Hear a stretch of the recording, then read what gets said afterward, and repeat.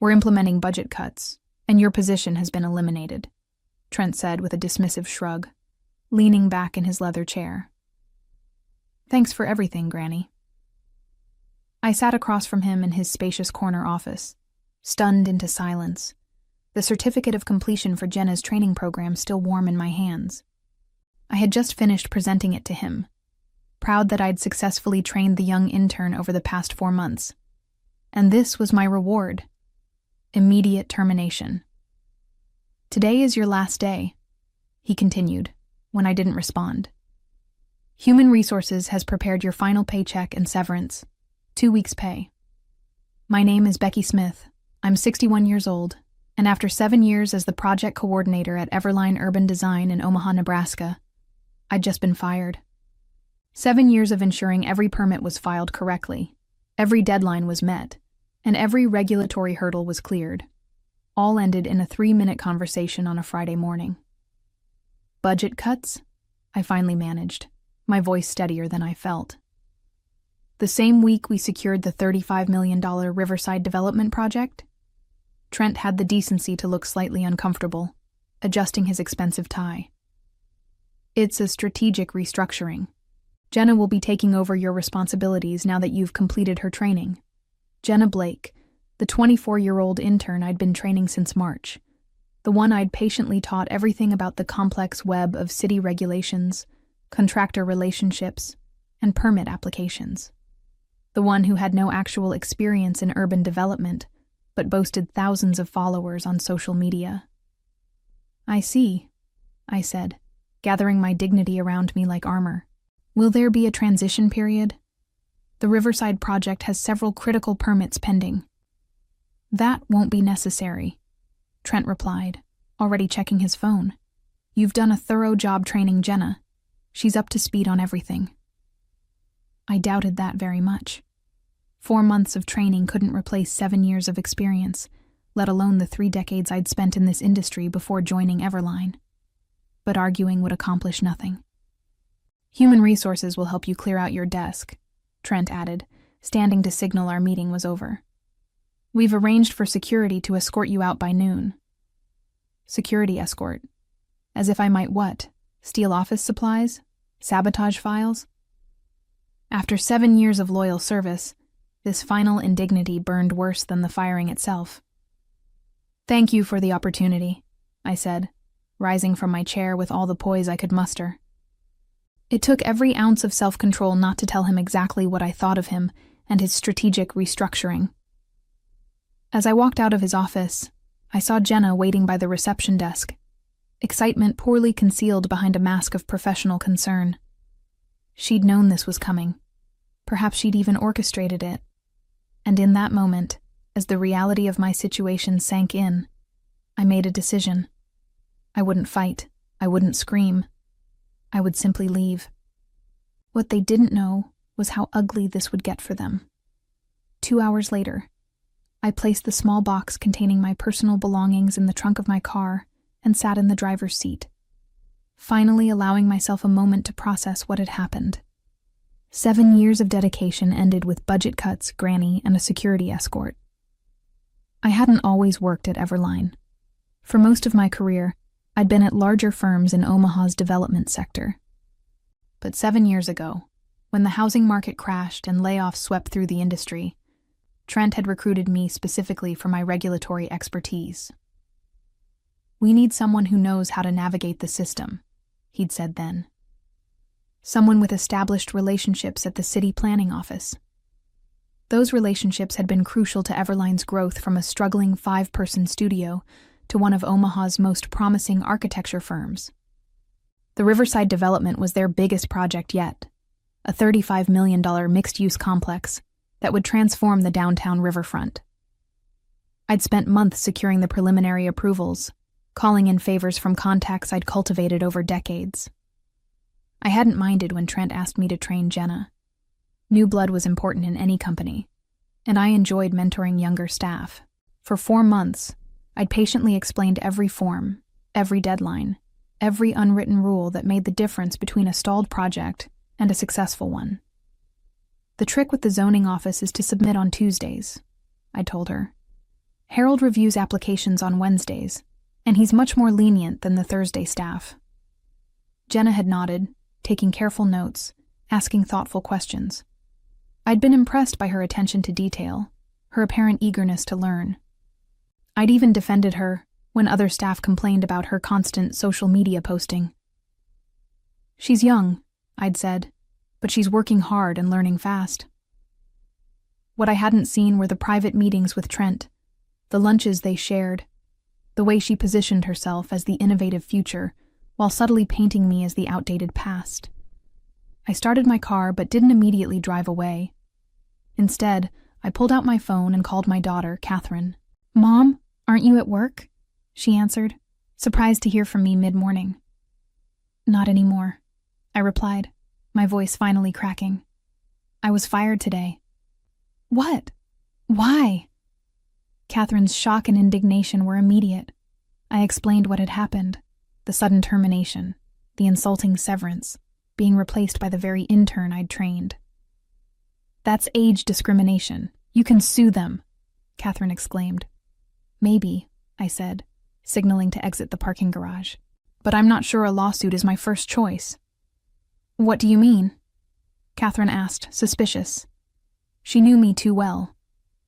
"Nothing," I replied innocently. "I just need to think." What I needed to think about was how best to remind Everline of exactly what they'd thrown away. That evening, I sat at my kitchen table with a cup of tea and my laptop, still processing the abrupt end to my career at Everline.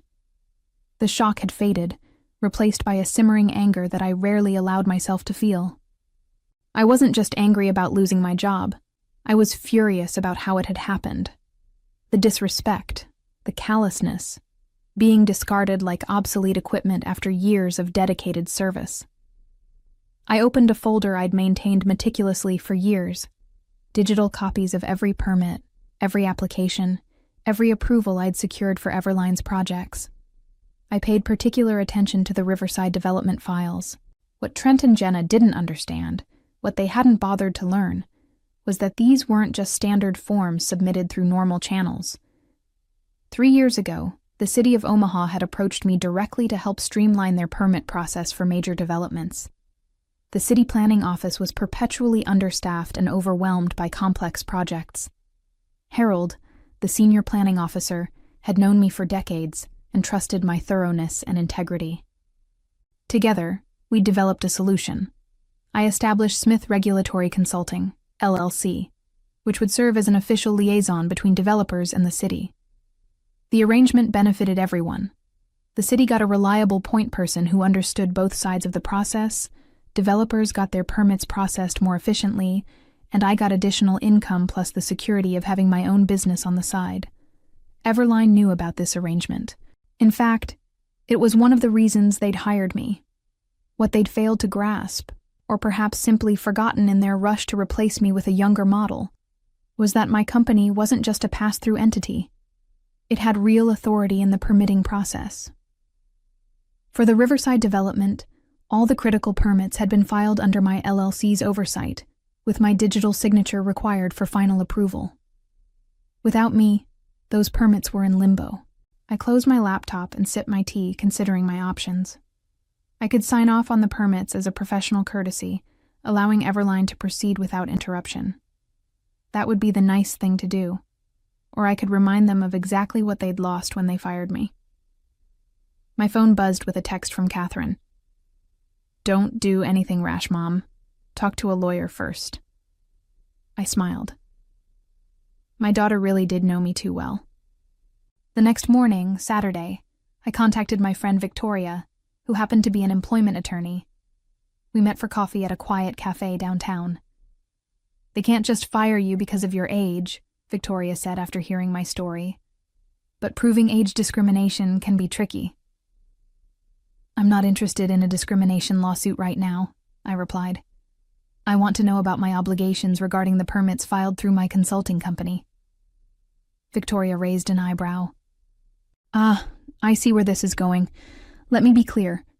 If those permits were filed through your LLC and your signature is required for finalization, You are under no obligation to provide that signature without proper compensation for your services. And if Everline assumed those services were covered under my employment with them, that would be their mistake, Victoria said with a small smile. Especially if your consulting work was established as a separate business entity. Do you have documentation of the arrangement? I nodded, thinking of the folder on my laptop. Perfect, Victoria said. Let me draft a letter outlining your position. As I drove home from our meeting, I felt a strange sense of calm. For the first time since hearing Trent's dismissive budget cuts Granny, I felt in control again. Monday would be interesting. Monday morning arrived with a flurry of missed calls and increasingly frantic text messages from Everline. I ignored them all as I calmly went about my morning routine. Breakfast, crossword puzzle, a bit of gardening in the early spring sunshine. It was the first Monday in years I hadn't spent in a fluorescent-lit office, and I was determined to enjoy it. At 10:15 a.m., my phone rang again. This time it wasn't Trent or anyone else from Everline. It was Harold from the city planning office. I decided to answer. "Becky?" "Thank goodness," Harold said when I picked up. "We've got a situation with the Riverside permits. Everline submitted a request for final approval, but everything's filed under your LLC. I told them I can't proceed without your digital signature." "Yes, that's correct," I replied calmly. "My company is the official liaison for that project." "They're saying you're no longer involved with the project. Something about restructuring?" "My employment with Everline ended Friday," I explained. "But my consulting company's involvement with the permits is a separate matter entirely." Harold paused before speaking again. "I see. Well, this puts us in an awkward position. The city can't proceed without your sign-off, but Everline is insisting we bypass you." "That's not possible under our agreement with the city, is it?" I asked, already knowing the answer. "No, it's not," Harold confirmed. "The expedited process we established requires your verification. Without it, they'd need to resubmit everything through the standard channels." "And how long would that take?" Harold laughed. "For a project of Riverside's size? Months at minimum. Plus they'd lose their place in line." After finishing with Harold, I checked my phone to find 3 more missed calls from Trent. The latest voicemail was notably different from his earlier messages. "Becky, look, I think there's been a misunderstanding. Can we please discuss the Riverside permits? Call me back as soon as possible." I smiled. The panic in his voice was unmistakable. He'd finally realized what my firing actually meant for his precious project. At noon, I received an email from Victoria with the draft letter she'd prepared for Everline. It was perfect. Professional, firm, and crystal clear about my position. Smith Regulatory Consulting would be happy to complete the permit process for the Riverside development for a consulting fee of $75,000, approximately what I would have earned in salary over the next 9 months, plus formal credit as the regulatory compliance specialist on all project documentation. I approved the letter, and Victoria sent it immediately. Trent's response came within minutes. A hastily written email demanding that I call him for an urgent discussion. I ignored it. Instead, I drove to my favorite nursery and spent the afternoon selecting plants for my garden. I was examining tomato seedlings when my phone rang again.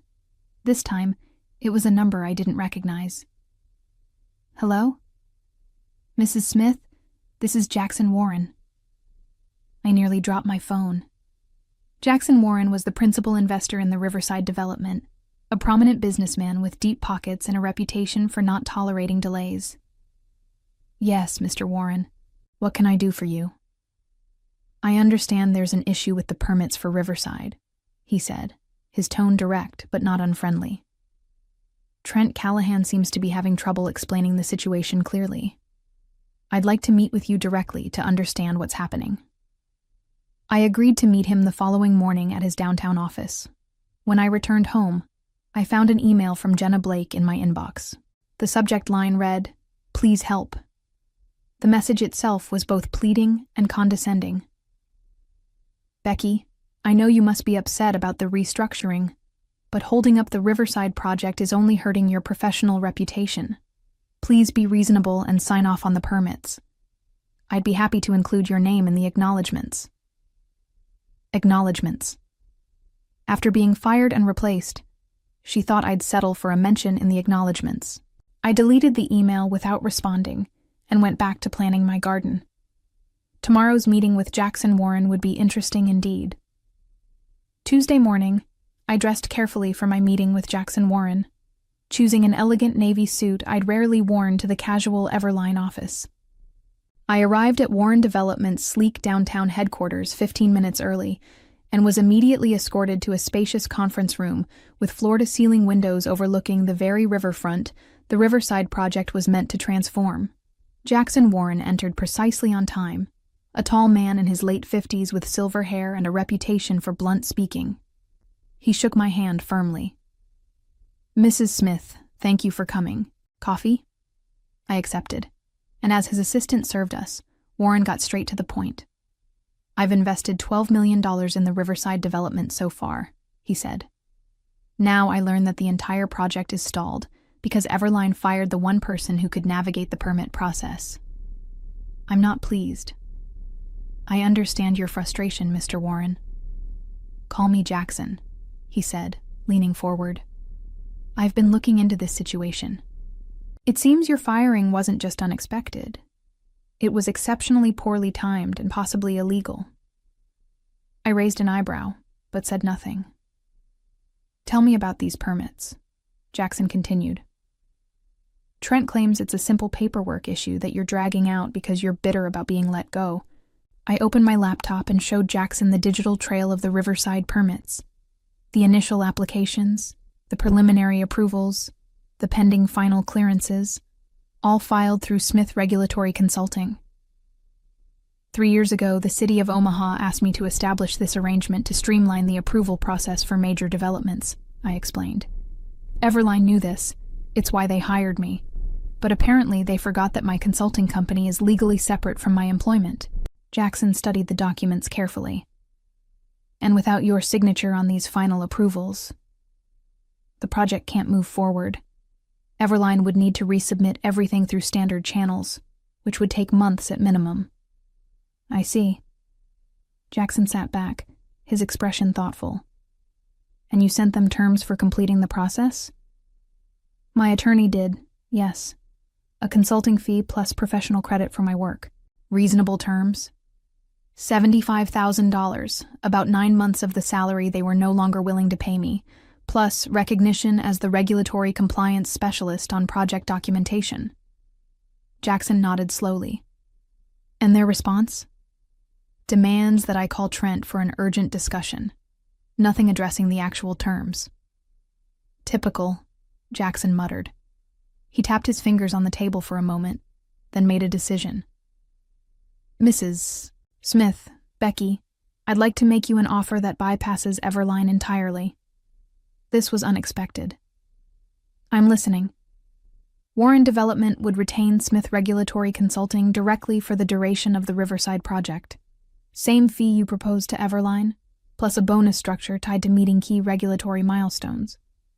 You'd work directly with my team, not through Everline. I tried to keep my expression neutral despite my surprise. "And Everline's role?" "That's between me and them," Jackson said with a cold smile. "But I'm reconsidering our entire relationship given how they've mismanaged this situation."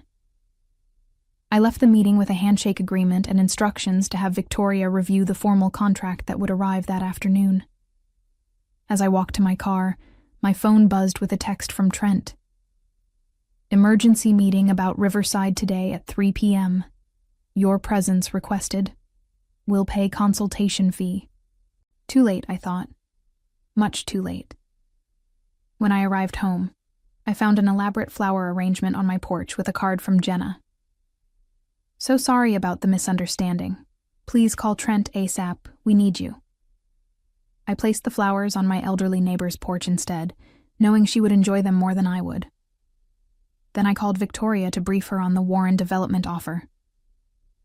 "They're offering to match the fee we proposed to Everline, plus performance bonuses," I explained. And I'd be working directly with Warren's team, not through Everline. Cutting Everline out entirely, Victoria said with an appreciative whistle. That's quite a development. Did Warren indicate what this means for his relationship with Everline? He said he's reconsidering it. I got the impression that Trent has some explaining to do.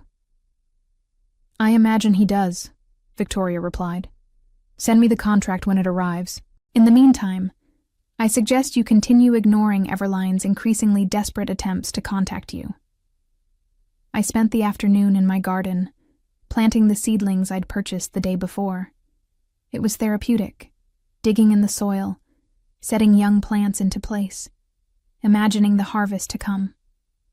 A perfect metaphor for this unexpected new chapter in my professional life, planting seeds for future growth after being uprooted.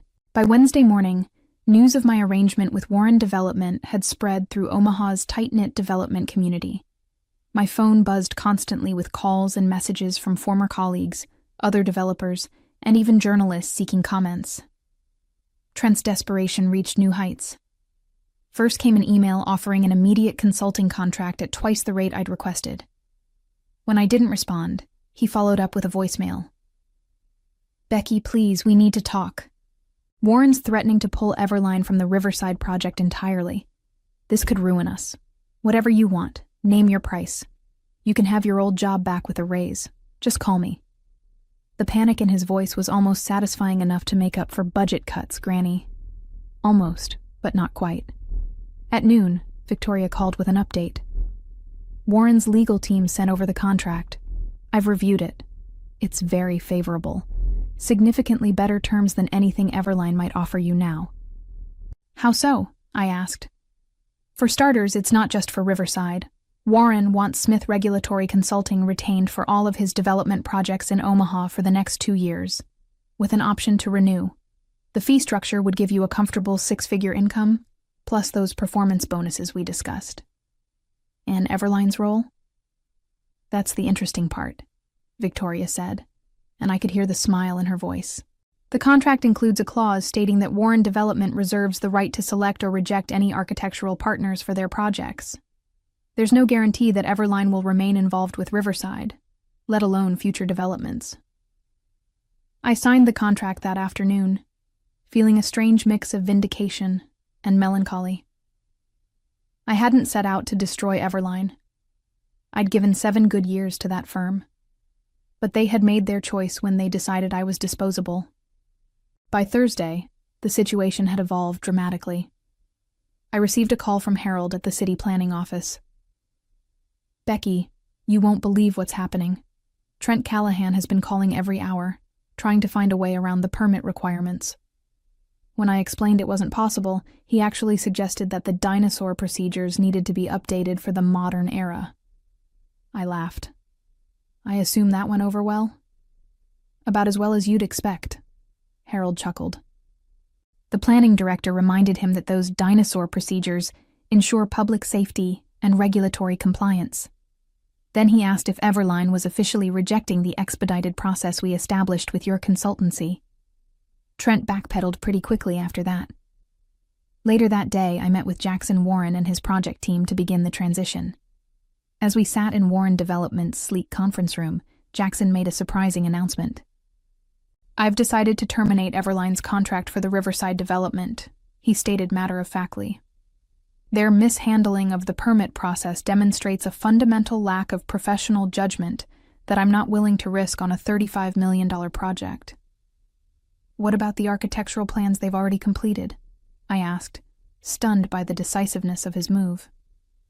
We've retained ownership of all plans and specifications per our contract, Jackson explained. I've already reached out to Hartman and Associates to take over. They've agreed to honor the existing designs with some minor modifications. Hartman and Associates was Everline's biggest competitor in Omaha. The irony wasn't lost on me. Now, Jackson continued, turning to me with a smile, let's discuss how we get this project back on track. With your expertise leading our regulatory compliance efforts, I'm confident we can make up for lost time. As the meeting progressed, I found myself energized by the challenge ahead. At 61, I had been dismissed as irrelevant, a granny whose experience no longer had value. Now, I was a key consultant on the biggest development project in Omaha, working directly with one of the city's most influential investors. Sometimes being fired is the best thing that can happen to you, especially when they have no idea what they're losing. The headline in Monday's Omaha World-Herald business section said it all. Warren Development drops Everline from Riverside project, cites permit mismanagement. The article detailed how the $35 million project would now proceed under new architectural leadership, with Smith Regulatory Consulting handling all regulatory compliance. There was even a quote from Jackson Warren. "In development, experience and relationships matter. We've brought in the best regulatory compliance specialist in Omaha to ensure this project proceeds smoothly for the benefit of the community." The best part? A small photo of me standing with the Warren development team at the permit office, my digital signature finalizing the very approvals that had been in limbo the week before. I saved a copy of the newspaper alongside the termination notice Trent had handed me just 10 days earlier. The contrast couldn't have been more stark, from fired with a paltry 2-week severance to featured in the business section as a key consultant on Omaha's most significant development project. Catherine called shortly after the article was published. "Mom, you're famous," she exclaimed, "and I just heard through the grapevine that Everline is in complete disarray." "Oh?" I tried to sound merely curious rather than satisfied. "Apparently, they've lost 2 other clients who are concerned about their ability to navigate the permit process without you. And Jenna? She's been reassigned to social media strategy after she couldn't figure out how to submit a basic variance application." I couldn't help but smile at that. Social media strategy. Exactly what Jenna was qualified for, not the complex regulatory work Trent had tried to foist upon her after firing me. "It's not just Riverside they've lost," Catherine continued. "Jackson Warren has 5 other projects in development across the city, and word is he's taken all of them away from Everline. That's millions in contracts." "That's business," I replied simply. "No, Mom," Catherine laughed. "That's karma." "It's not karma," I corrected her gently. "It's just the natural consequence of undervaluing expertise." 3 months later, I stood at the Riverside groundbreaking ceremony, watching as Jackson Warren and city officials ceremonially turned the first shovels of dirt on the project. My role had expanded beyond regulatory compliance. I was now effectively Warren Development's liaison with the city for all their projects, a position created specifically for my unique combination of expertise and relationships. As photographers captured the moment for local news outlets, I spotted a familiar face on the periphery of the crowd. Trent Callahan, looking decidedly less confident than when he'd fired me with a dismissive, "Budget cuts, Granny." Our eyes met briefly before he looked away, his discomfort evident. After the ceremony, a reporter from the Omaha World-Herald approached me for an interview. The resulting article, "The Permit Whisperer: How Becky Smith Became Omaha's Most Sought-After Development Consultant," ran on the front page of the business section. It detailed my decades of experience, the respect I commanded from city officials, and the critical role regulatory compliance played in successful urban development. There was even a quote from Harold at the city planning office. "Becky knows more about Omaha's zoning and permit requirements than anyone else in the industry. Developers who work with her get their projects approved in half the time." My consulting business expanded rapidly after that. I hired 2 assistants, experienced women in their 50s who'd been similarly pushed aside at other firms, and established an internship program specifically for people changing careers midlife. I never actively sought to damage Everline, but I watched with detached interest as their fortunes declined. Without access to my expedited permit channel, their projects faced delays. Several clients followed Warren Development's lead and took their business elsewhere. Trent's youthful approach wasn't delivering the results he'd promised. Jenna lasted 6 more months before leaving for a marketing position at another firm. I wished her well when I heard the news. She was young. She had time to learn that flash without substance rarely succeeds in the long run. As for me, at 61, I had embarked on the most rewarding phase of my career. not as someone's employee, but as the architect of my own success, building a business that valued experience, embraced wisdom, and never ever dismissed someone as just a granny.